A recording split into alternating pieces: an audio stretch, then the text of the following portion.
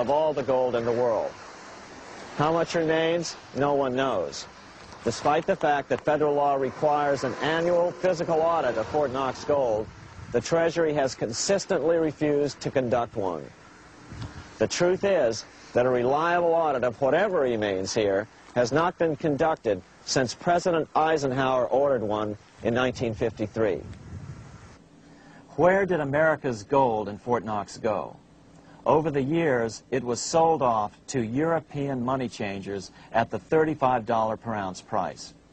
Remember, this was during a time when it was illegal for Americans to buy any of their own gold from Fort Knox.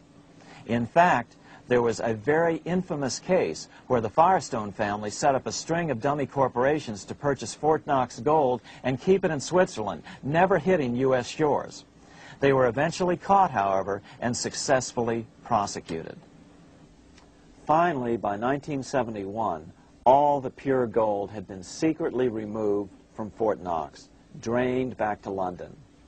Once the gold was gone from Fort Knox, President Nixon closed the gold window by repealing Roosevelt's Gold Reserve Act of 1934, finally making it legal once again for Americans to buy gold.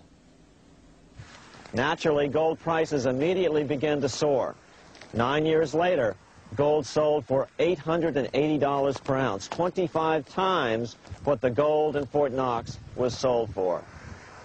One would think that eventually someone in the government would get wind of what was happening and blow the whistle.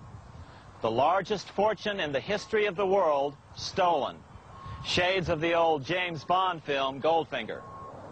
Well, as a matter of fact, Ian Fleming, the author of the James Bond series, was head of the British counterintelligence service, MI5.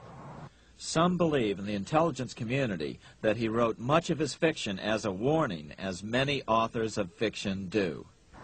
If the removal of all the good delivery gold from Fort Knox can be viewed as a deliberate raid on the U.S. Treasury, then such an operation might well have been years in the making, namely 40 years. Certainly enough time for Fleming to get wind of it and try to prevent it. So just how did the story of the Fort Knox gold robbery get out? It all started with an article in a New York periodical in 1974. The article charged that the Rockefeller family was manipulating the Federal Reserve to sell off Fort Knox gold at bargain basement prices to anonymous European speculators.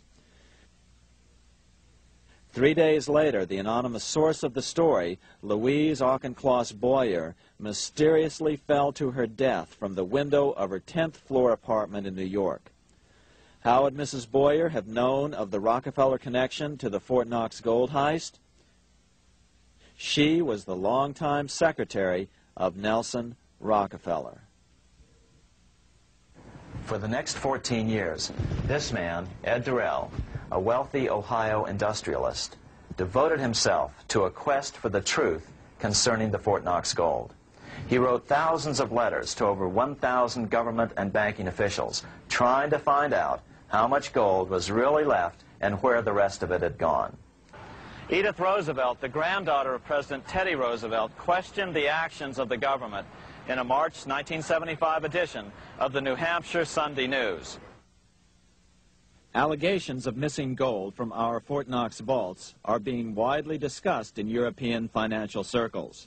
But what is puzzling is that the administration is not hastening to demonstrate conclusively that there is no cause for concern over our gold treasure, if indeed it is in a position to do so.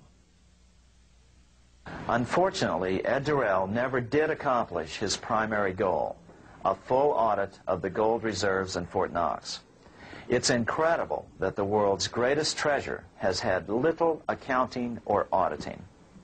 This gold belonged to the American people, not the Federal Reserve and their foreign owners. One thing is certain, the government could blow all of this speculation away in a few days with a well-publicized audit under the searing lights of media cameras. It has chosen not to do so. One must conclude that they are afraid of the truth such an audit would reveal. What is the government so afraid of?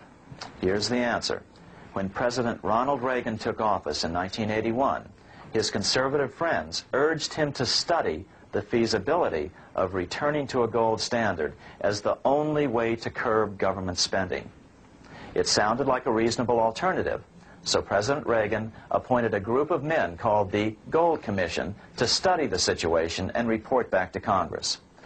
What Reagan's Gold Commission reported back to Congress in 1982 was the following shocking revelation concerning gold.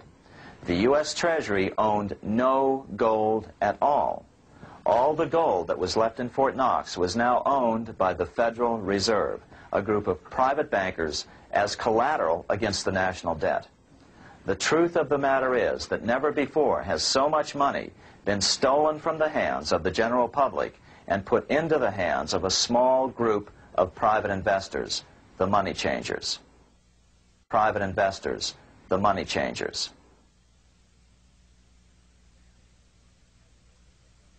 I'm standing in front of the headquarters of the International Monetary Fund located in Washington, D.C. Across the street, right over there, is the headquarters of the World Bank. What are these organizations, and who controls them, and most importantly, are they about to create a huge worldwide depression? Let us step back in time for a moment to the aftermath of World War I. People were tired of war, so under the guise of peacemaking, the international bankers devised a plan to consolidate power even further. Claiming only an international government would stem the tide of world wars, the money changers pushed forward a proposal for world government which stood on three legs. A world central bank to be called the Bank of International Settlements, a world judiciary to be called the World Court located in The Hague, the Netherlands, and a world executive and legislature to be called the League of Nations. As President Clinton's mentor, Georgetown historian Carroll Quigley wrote in his 1966 book, Tragedy and Hope,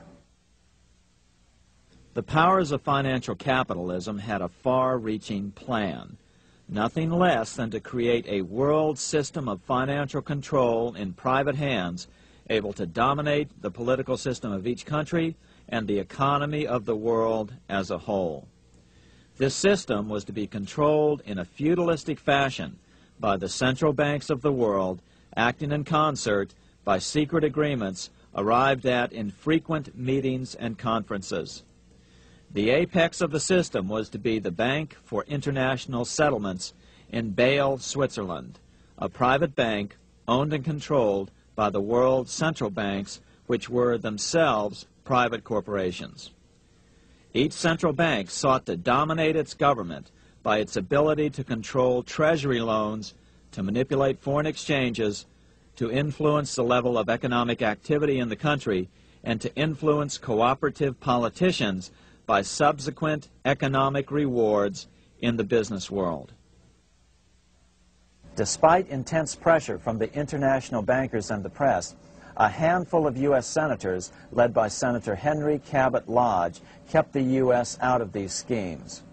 Without U.S. participation, the League was doomed. Incredibly, even though the U.S. rejected the World Central Bank, the BIS, the New York Federal Reserve ignored its government and arrogantly sent representatives to Switzerland to participate in the central bankers' meeting right up until 1994, when the U.S. was finally officially dragged into it. Their world government schemes thwarted, the bankers resorted to the old formula: another war to wear down the resistance to world government while reaping handsome profits. To this end, Wall Street helped resurrect Germany through the Thyssen banks, which were affiliated with the Harriman interest in New York, just as the Chase Bank had assisted in the financing of the Bolshevik Revolution in Russia during World War I. Chase Bank was controlled by the Rockefeller family.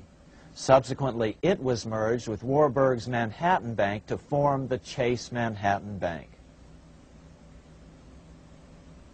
Now this has merged with Chemical Bank of New York, making it the largest Wall Street bank. Their strategy worked. Even before World War II was over, world government was back on track. In 1944, at Bretton Woods, New Hampshire, the International Monetary Fund